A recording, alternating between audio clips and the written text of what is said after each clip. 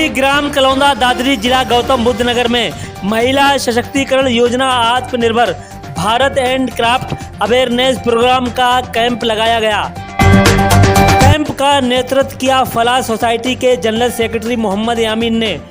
कार्यक्रम में महिलाओं को जागरूक किया और भारत सरकार के द्वारा चलाई जा रही योजनाओं के बारे में बताया गया। कैसे सरकार से भागीदार बनके लाभ उठाया जाए और आत्मनिर्भर बने महिलाएं। देखिए हमारे संवाददाता आलम मंसूरी खास रिपोर्ट BBC 24/7 न्यूज़। और बेटी की बात आएगी तो उसको कह देंगे तुझे कौन सा हाल में चलना है, तू रहने दे, इस भाई को पिला दे। भाई 10 जगह आवारागर्दी कर रहा है, उससे कोई सवाल नहीं करेगा। बेटी घर से दरवाजे पे भी झांक ली तो 10 लोग उंगलियां जरूर उठाएंगे उसकी तरफ कि ये दरवाजे पे क्यों झांकी। हालांकि वही माँ पहले उठा रही है, वही सास बहू पे उठा रही है जो कल बहू थी। तो कॉमन बात है कि अत्याचारी भी कहीं ना कहीं महिला ही है। हम सबको विचार करना होगा। अगर मान लीजिए देश की महिला अगर जाग जाती है, जैसे और दुनिया में दूसरे मुल्कों में महिला जागी ना, तभी दूसरे लोग कामयाब हुए। घर में अगर 10 रुपए की भी बच्चे को जरूरत पड़ती है तो सबसे पहले माँ को कहता है कि माँ मुझे 10 रुपए चाहिए, या मुझे साइकिल चाहिए, या मुझे बाइक चाहिए। तब जाके वो बाप या पति तक खबर पहुंचती है। ऐसा है नहीं है? तो दिक्कतें भी जो फाइनेंशियली भी होती हैं वो भी सबसे पहले हमारी माँ बहनों को होती हैं। मुझे अगर कोई आवश्यकता है मैं सबसे पहले माँ को कहूंगा। तो एक सच्चाई यही है कि जो महिला है वही इस पुरुष को जनती है, यही पुरुष उस पर अत्याचार भी करता है, रूप चाहे कोई भी हो। तो जागना किसको पड़ेगा? महिला को। बार बार सरकारें और दूसरे लोग भी जो ये बात कहते हैं कि महिला सशक्तिकरण तभी बनेगा जब महिला अपने अधिकारों को जान जाती है। और महिला अधिकारों को कब जानेंगे? जब अपना खुद में कमाना शुरू कर दे, खुद में इनकम करना शुरू कर दे। तो आज का जो विषय था वो ये था कि हम इनकम से कैसे जुड़ें। ये पहली बात आपके गांव कलौंदा में जो हमने यहाँ रखा है, जो कई सालों से चल रहा था, और नेक मोहम्मद जो हमारे बीच में है, उन्होंने कई बार प्रयास किया कि गांव में कुछ ना कुछ काम होना चाहिए। हमारी कोशिशें भी हैं कि सरकार यहाँ कोई ना कोई कंपनी या कुछ इस तरह का डाले जिसमें महिलाओं की आर्थिक स्थिति या उनकी भागीदारी हो। उनकी भागीदारी होगी तभी आर्थिक स्थिति को आगे मजबूत किया जा सकता है। तो इसके लिए सरकार से एक चल रहा है प्रोजेक्ट के लिए कि कंपनी यहाँ डाली जाए जिसमें हाथ का काम जो लोग भी जानते हैं वो उसमें हिस्सेदार बने।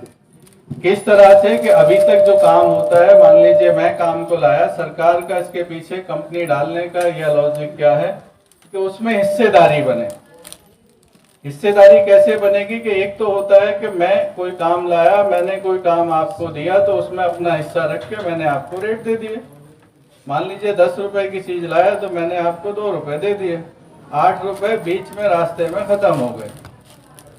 यही होता है ना कि मान लीजिए कोई माल एक्सपोर्टर से चला, एक्सपोर्टर ने अपना प्रॉफिट रखा, उसने अपना प्रॉफिट काट के एक मीडिएटर को दिया, मीडिएटर ने अपना प्रॉफिट काटा, तो कारीगर तक आते आते वो बहुत कम पे आ जाता है। तो उसका जो प्रॉफिट है उसको सारी मेहनत नहीं मिल पाती। सरकार इसमें क्या प्लान कर रही है कि हम इसको मीडिएटर को हटाएं। जो 10 रुपए प्रॉफिट है वो जो 8 रुपए बीच में जा रहा था वो 8 रुपए इक्वली सब में बट जाए। और जब वो 8 रुपए बटना शुरू हो जाता है तो आर्थिक स्थिति को बेहतर और तेजी से अपने को आगे कर सकते हैं। ये जो सरकार की जो स्कीमें हैं वो बहुत सारी या तो जमीन पे नहीं है या लोगों को समझ नहीं आ रही है। अगर लोगों तक वो स्कीम पहुंचे और आपको अपने अधिकारों का पता चल जाए तो दूसरे की किसी की जरूरत नहीं है। आपको किसी के सामने, मान लीजिए अगर आपको 1000 रुपए की जरूरत होती है तो आप दूसरे से उधार मांगते हैं। उधार मांगते हैं तो वो या तो सिक्योरिटी मांगेगा या ब्याज पे देगा। जब ब्याज पे वो देगा तो आदमी ब्याज चुकाते चुकाते मर लेता है, वो कंप्लीट नहीं हो पाता। वही पैसा आपको बगैर ब्याज के मिल जाता है तो आप उसमें आगे बढ़ सकते हैं। तो ये जो सरकार का है कि हम कंपनी आपके बीच में, अब होता ही है कि आप यहाँ से मजदूरी अगर करने जा रहे हैं और दूसरी जगह जा रहे हैं तो वो समय और किराया दोनों चीजें बर्बाद होती हैं। एक तो समय लगा, मान लीजिए यहाँ से आप करीब में कोई भी कंपनी या कुछ इस तरह का खोला, हो सकता है उसमें समय लगे, प्रयास है।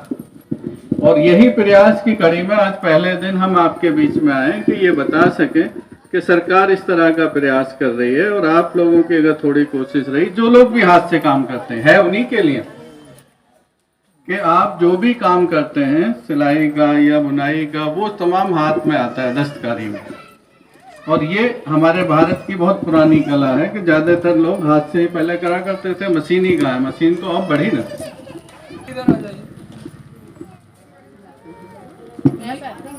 ये आज की मीटिंग में जो नयन है और उन्हीं के प्रयास से, नेक मोहम्मद इनके प्रयास से हम आज की मीटिंग कर पा रहे हैं। तो एक बार इन तीनों के लिए जरूर तालियां बनती हैं कि इनकी कोशिश से हम सब इकट्ठे बैठ सके।